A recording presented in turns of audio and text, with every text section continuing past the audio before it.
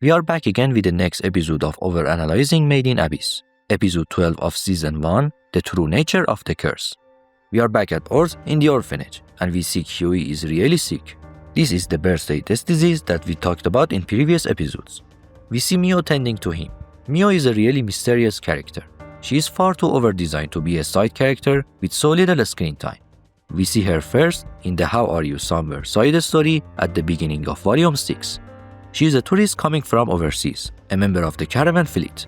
They are a group of sailors from another country who travel the world and sell rare items not usually found in Earth. She first visited Earth 7 years prior. She was in awe of how vast the abyss was. While walking through town, she met 5-year-old Riko and her pet dog, Riko. Noticing how big Riko was, she privately wished for him to protect her. During her second visit to Earth, 7 years later, she again sees Riko and Riko, but is surprised to see Riko the boy. Finding amusement in this, she once again privately wishes for Riko to protect her, just as she did all those years ago. The scenes we see here are an adaptation of the second side story named after her. The side story is at the end of Volume 6. We see the events prior to this. Auntie is asking Nat and Shiggy about Cuse's condition. Mio overhears them talking, becomes interested in birthday test disease, and offers help since she is a pharmacist.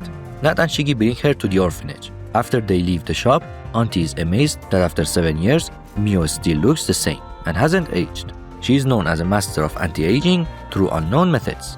It is really weird that something like this is mentioned about her in the story. Maybe there is something much more to her than we don't understand, and she might become an important character later on. In the Doorbell reports, we learn that she was originally designed as an important character from another story Akihito Sakushi wanted to write, Gears Maiden. Maybe this is why she looks so over-designed in Made in Abyss. Akihito has reused many characters he originally designed for other stories in Made in Abyss. Even Leader originally came from Gears Maiden. You can see more members of the caravan fleet in the Doorbell reports. Okay, let's get back to the anime. Mio and Leader bring Cuse to the caravan ship. On the way, they talk about the birthday test disease. Leader says it's truly absurd and strange, since some of the children in the orphanage didn't even know their real birthdays, yet they still died on the same day they chose themselves. The abyss through the soul watches over everyone and shapes them. It doesn't just read minds, but something much deeper, the signals of the soul. This is what Majikaja says to Nanachi in Season 2. Nanachi asks, aren't there people who truly believe their own lies? And he answers, if someone can fool themselves with their own words, then that is their truth, and it will soon become a signal of the soul. This is why even though those children's birthdays weren't real, the fact that they truly believe in those dates caused them to become signals of their soul. We'll dive deeper into these ideas when we reach the chapter, Whereabouts of the Soul. After reaching the ship, we see that Cuse is suddenly no longer sick. This is because they moved him away from the Abyss Island. You may ask why this happened. Later, we learn that the Abyssal Soul is only present on the island, and outside of it, it can no longer influence people. Sorojo says that when people from Earth leave the island, they feel like something is missing. The signals are no longer there. Mio is confused that even though she did nothing, Cuse is feeling better. It reminds her of the curse of the Abyss, and the Abyss itself, which is said to be a curse. Longing seizes people more powerfully than poison, and more deeply than any illness. And yet the adventurers devote themselves to its pursuit, and their own madness. For them, a life without longing is even more terrifying than death. This narration talks about something important we're going to explore later in this episode, the mentality of cave raiders. But before that, we should understand where this longing originates from. Adventurers who choose to descend into the cursed abyss are people who aren't satisfied with ordinary living. Money, fame, approval, and the many ideals people chase in life don't seem enough for them. They long for something beyond the ordinary, something that might only be found somewhere where nobody dares to look, somewhere even darkness itself cannot escape from. We are back with Riko and Nanachi. Nanachi is making dinner, the irredeemable Netherworld Stew. You can see its complete recipe on this extra page at the end of Volume 3. Nanachi not knowing how to cook good food is honestly really sad too. They've never had good food in their life, and even when they were with Panroot, they survived on food rations that tasted like walls. Riko is amazed that Nanachi can eat such horrible food. His reaction is so funny. One of the few inconsistencies in the world building of Made in Abyss is its day and night cycle. We see here that the abyss has nights too, but the length of daytime should be different from the surface, since time flows differently the deeper we go, and the force field is what brings sunlight into the depths. We don't actually know how long days are in each layer, so maybe they are shorter than on the surface. The main problem would be the absolute boundary and beyond. In the 6th layer, time flows 30 times slower than on the surface, so each day should be less than an hour, yet we never really see that shift. Maybe it's because the light of the absolute boundary comes from the depths of the abyss itself, rather than the sun. Nanachi agrees to teach Reg about the true nature of the curse. The curse behaves like a fluid, but only resists ascent and causes a strain while ascending. It might be related to the pressure of this fluid-like substance, which makes the curse more severe the deeper one goes. It's like a trap. Once you enter, you cannot escape. Nanachi claims that the force field and the curse are actually one and the same. The force that brings light into the abyss is also the force that curses adventurers trying to return. The force field reacts to many things. Even subtle changes in one's will can alter its flow. Creatures with organs capable of sensing the force field can predict the actions of others. We saw in previous episode how the Orb Piercer knew Reg was going for the Blaze Rip and tossed it away. Or in Season 2, how the Turbinate Dragon predicts Reg's movements before attacking him. Even though many creatures are vulnerable to the curse of the abyss, being able to see the curse helps abyssal creatures navigate around it, so they can avoid the strain of ascending. The curse is also far more sensitive to humans than other creatures, almost as if it were designed primarily for humans. Nanachi is vulnerable to the curse, but they can navigate through it to lessen its effects. Nanachi says that the force field is the blood of the abyss. Where it originates from remains a huge mystery. Some say it's produced at the bottom of the abyss by a relic. I have another theory, speculative but honestly really cool if it turns out to be true. Before I explain it, let's continue with what Nanachi says about the cave raiders. Reg is confused that despite such horrifying curse, which worsens the deeper one descends, cave raiders still continue onward toward the bottom, even though they can't even see the curse. Nanachi answers that it's simply the way they are. There is no stopping their longing. This is important. The mentality of cave raiders. At the beginning of the episode, we talked about how they believe a life without longing is more terrifying than death. Akihito explained in an interview that one of the stories that heavily influenced Made in Abyss was the Summit of the Gods. The story follows a journalist trying to uncover who truly reached the summit of Mount Everest first, but something unexpected happens by the end.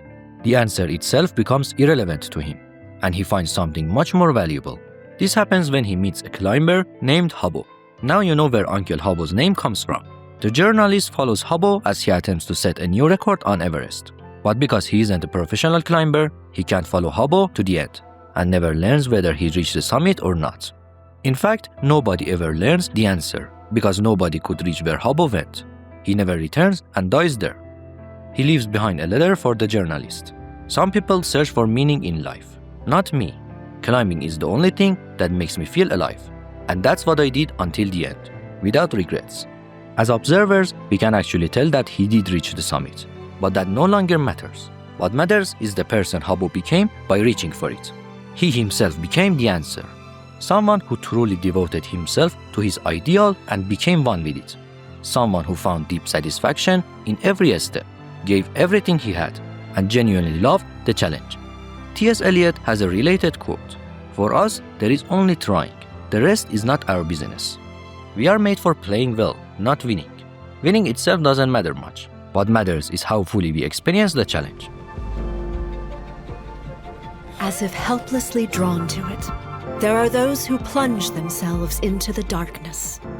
They do it because, at the bottom of all that emptiness, they can sense a glowing enigma. They have been enchanted by a mystery more dazzling than light itself. They traverse the unknown, search for the truth, and, in the far reaches of the world, after exhausting their lives, they reach their mortal end. There, they become a new darkness, a new enigma, and are thus reborn as the very depths themselves. It is a birth unlike any other, one overflowing with both curses and blessings.